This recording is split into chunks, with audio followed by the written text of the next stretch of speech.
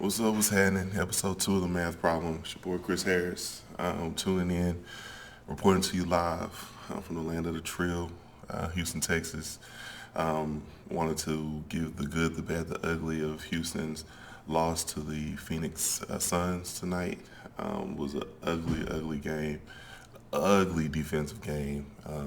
Phoenix couldn't miss. Sometimes you have those games where the other team couldn't miss, but there were a lot of lapses.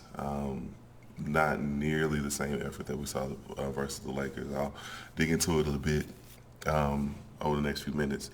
Do kind of the same format that we've been doing with the good, the bad, the ugly of the loss. So I guess with the good, James Harden finally came to play. Or he came to play. It's not like he hasn't been coming to play. He didn't have the greatest game versus the Lakers, but before that he had been his usual dominant self in the preceding 3 games.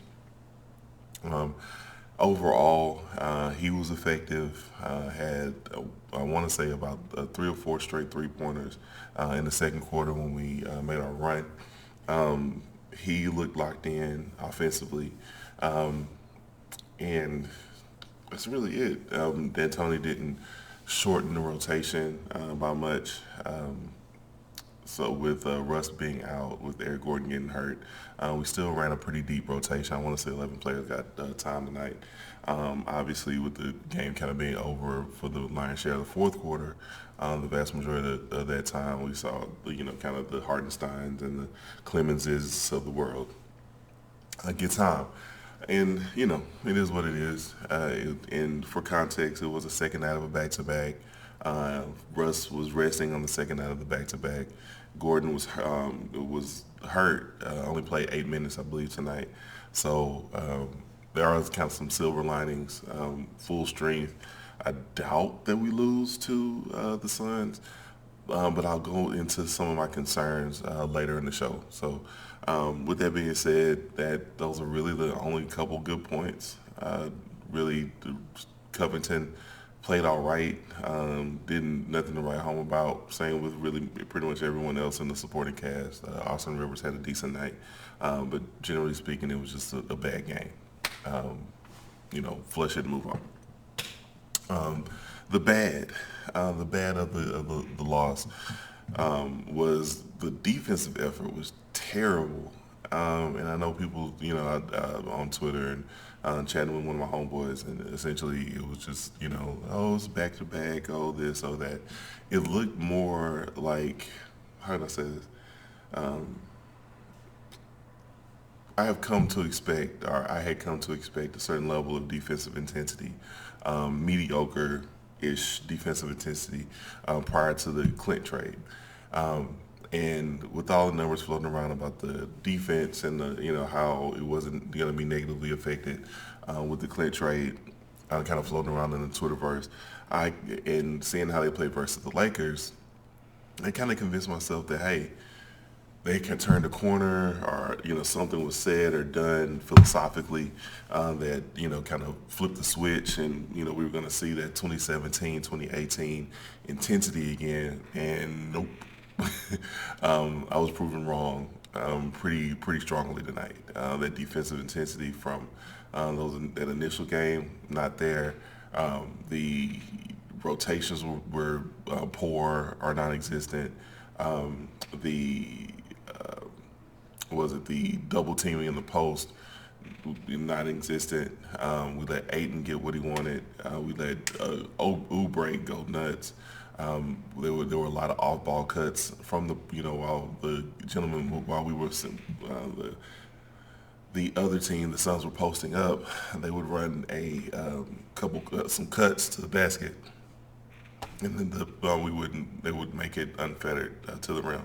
There was no obviously there was not going to be no shot blocking presence, which it is what it is at this point, which is fine. But you have to play consistent defense. You have to play consistent defense if you are going to win anything of note. And tonight was not a consistent defensive effort at all. There were spurts, like I said, the second quarter, some in the third, before they finally blew it open, where you could see what they were trying to do and they were executing a little bit.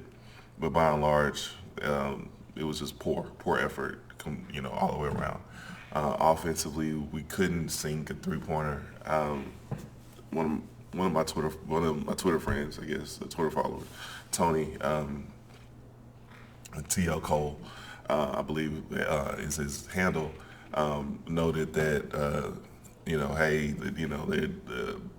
we had a discussion on when the trade happened that we wouldn't be extremely dependent upon the three since we had James and Russ are extremely good, penetrating guards. Well, when you don't have Russ, then you lose some of that force collapsing the defense in the middle.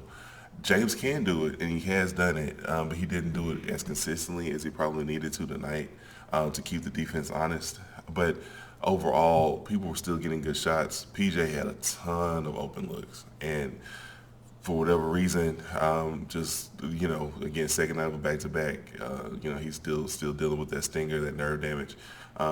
So he had a terrible offensive night, and quite frankly, you have to have at least 2-3 people playing at average. Well, you need to get about 50-40 from James, the James Russ combination.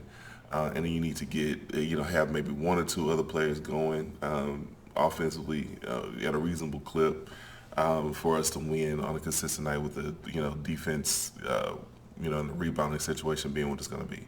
And we didn't get that tonight. We had one player show up offensively, that was James, and literally no one else can hit the broadside of a barn. They couldn't throw a giant, tennis ball into the ocean. It just was terrible. Bad effort, bad, poor shooting, all the way around. Just a poor experience tonight.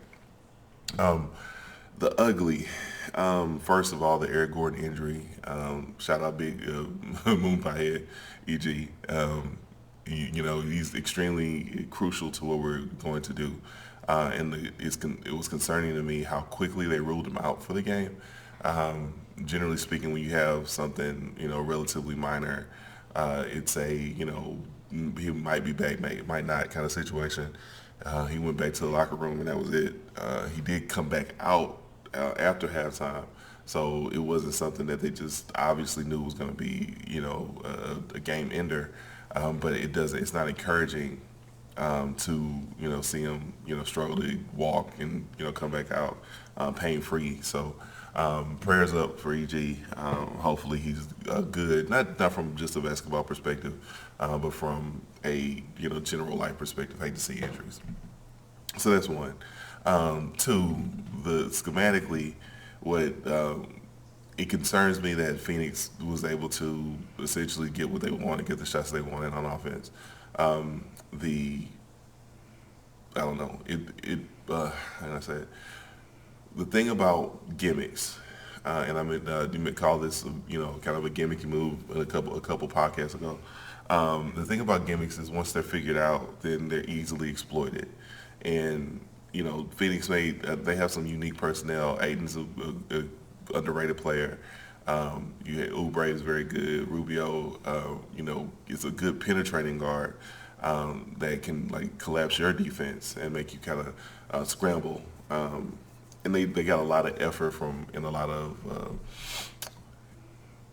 intense, solid play from a lot of different sources tonight.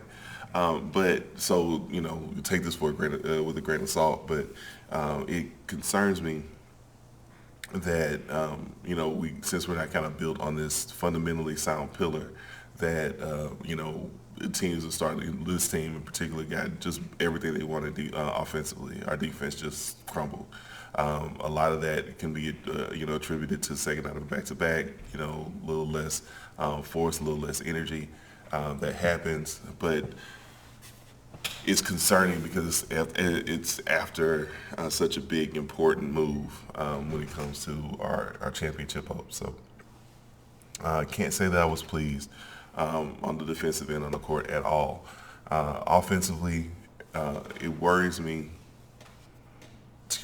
It concerns me that we are committed to this small ball idea, and maybe, again, and I mentioned this a couple pods ago, maybe James is a better performer with a regular, more traditional lineup. And Russ is a better performer with the small ball kind of lineups. And when we lose the ability to kind of mix and match those personnel groupings to find what we need to find for whatever particular matchup, when we go all in on one type of offense, then nights like this can happen. And it's okay. It's a random game in the middle of the season. The last third of the season almost. We what you call it? It's integrating new pieces, et cetera, and so forth. So there's a lot of caveats to it. But if smart teams in the playoffs will exploit your weaknesses, and this did not comfort me in the Houston's small ball lineup is not exploitable. And again, this might be a minor blip on the radar. It might be the sign of trends to watch. There's no way to know at this point, but it did concern me that so soon after we made such a big trade, that everything kind of just fell apart after one good showing. So offensively, we were terrible. Defensively, we were terrible. There was really no saving grace to this game. So hopefully they take it, they learn from it, they get better from it. Hopefully EG, is healthy and be able to play next game versus the Jazz. They have a couple days rest or 1 day rest to kind of rest up for Utah. So it's a home game. It's the first home game after the trade deadline. So there may be some. There's an opportunity there to kind of get their head together, get a little bit of rest in, and get some home cooking and be kind of get right back on it. But this kind of tempers my enthusiasm, my newfound enthusiasm for the team a little bit. And again, it's not again, it's a random game and versus a random opponent. It's nothing special about this game. But with that being said, it doesn't. I'm not going to rest easy with the results. So with that being said, I'll flush it, move on. I don't think that there's a whole lot else to say about it other than, we hopefully kind of get to the drawing board and hopefully get a buyout candidate that James is comfortable with, that we can have some chemistry and some synergy there. And we'll see. But in the meantime, this kind of shows how much we've leaned into the Russ side of the equation, in my opinion. That scares me a bit because Russ isn't the most composed player there is. So again, it's a work in progress. We'll keep, I'll keep logging in and giving my 2 cents. And if you have any inquiries, any questions, feel free to reach out at CDH the Great. If you want to get on the pod, if you any inquiries, anything, feel free to reach out to me. Forward it to your friends, help the pod grow. Just want to reach as many Rockets fans as possible. So with that, signing off, and I'll be tuning in again probably Sunday night with my feelings about the Jazz game. Anyway, y'all have a good weekend. Keep it real. Peace.